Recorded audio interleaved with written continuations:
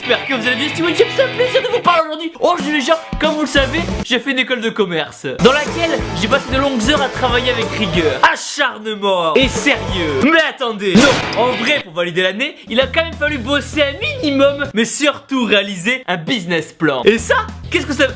Et ça, qu'est-ce que ça veut dire con? Pour faire simple, il fallait inventer une entreprise. Ok les gens, j'ai une idée, on va inventer une salle de sport originale.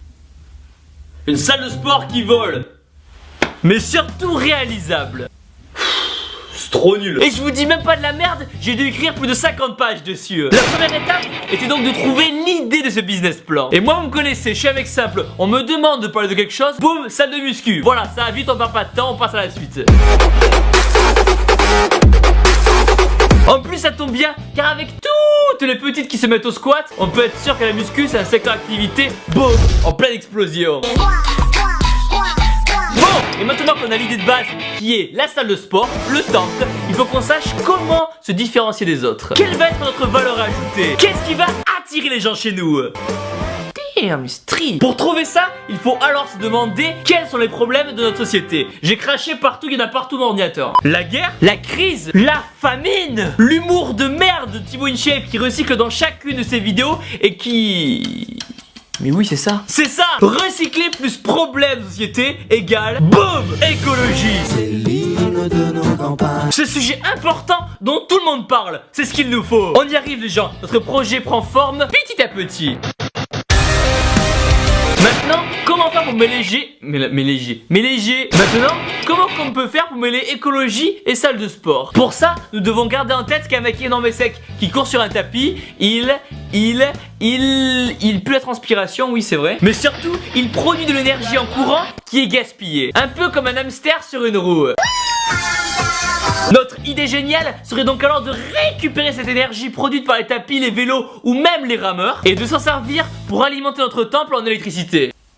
Tiens, petite verre. Pour faire simple, plus on va faire de vélo, plus on va produire d'électricité, plus la salle de sport pourra faire des économies, plus nous on va perdre de la graisse, plus les petites auront le fessier bien ferme, plus le monde ira mieux. Comme ça, boum, tout le monde il est content. C'est la maison du content. Ok les gens, maintenant qu'on a l'idée, il faut se demander quel type de personne pourra s'inscrire dans notre salle de sport. Il faut que ces personnes soient sportives, qu'elles aiment la nature et les fleurs et qu'elles puissent se payer la salle de sport. Les jeunes, pas sûr. Déjà qu'ils doivent payer l'happy hour le jeudi, le vendredi, le samedi, le dimanche soir, je doute qu'ils aient encore assez d'argent pour se payer l'abonnement à la salle de sport. De plus, quand on est jeune, on n'est pas tous forcément sensibles à l'écologie. Perso, à 17 ans, je m'occupais plus de prendre des bras que de savoir si la couche ozone allait bien.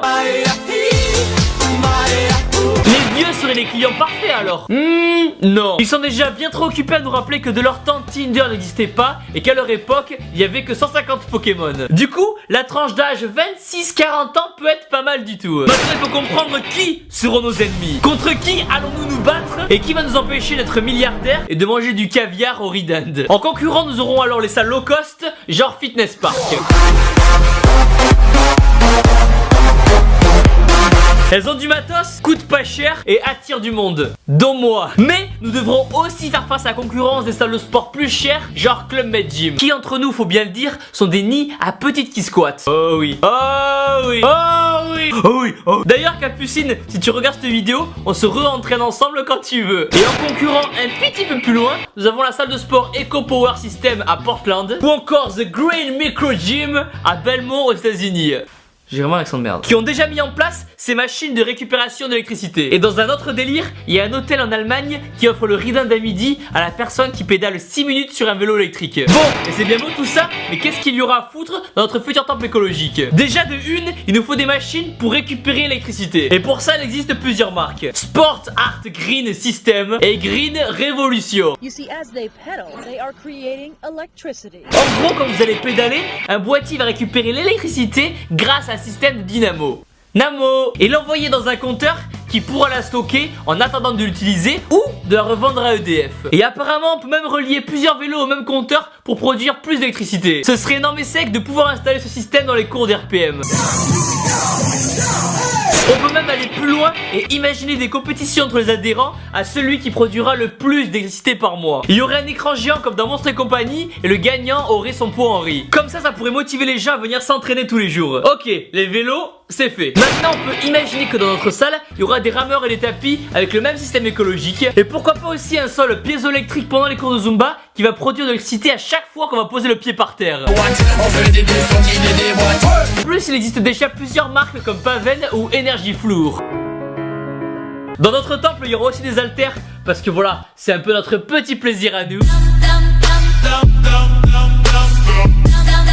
Des coachs pour éviter que les gens fassent des mouvements de merde comme on peut le voir tous les jours. Du wifi pour regarder les vidéos de votre youtubeur préféré Thibaut Chup et lui mettre le petit pouce bleu qui fait plaisir. Vous avez vu la technique cachée pour demander des pouces bleus. Des douches écologiques pour récupérer l'eau et éviter le gaspillage. Promis, je vais négocier pour avoir des douches mixtes, mais je crois que c'est mal parti. Après niveau déco, je m'appelle pas Valérie Damido, mais je pense qu'avec un petit peu de vert, un petit peu de marron, ça peut rappeler la nature, ça peut être sympa. Et pourquoi pas ensuite des partenariats avec des associations humanitaires pour protéger la nature. Bon, et maintenant que tout a l'air joli dans notre tête, il faut savoir si ça va être rentable. Savoir si oui ou non on pourra un jour faire de la muscu avec des haltères en marbre et boire sa whey dans un shaker en diamant. Pour ça, il faut alors se demander comment on va gagner de l'argent. 1. Il va y avoir la vente d'abonnements aux adhérents. Et 2. La revente d'électricité produite par nos machines à EDF. Et de l'autre côté, qu'est-ce qui va nous coûter des sous? Le bâtiment de la salle de sport, 1,5 million d'euros. Une quarantaine de machines électriques, 200 000 euros. Une vingtaine de machines et d'haltères normales, 100 000 euros. Les dalles piézoélectriques, 200 000 euros. Les douches, lavabo, toilettes, 50 000 euros. Les pubs à la télé pour se faire connaître et les placements de produits, 300 000 euros. Puis le ménage, l'assurance, 40 000 euros, 100 000 euros, 1 000 euros, 100 000 euros. Stop!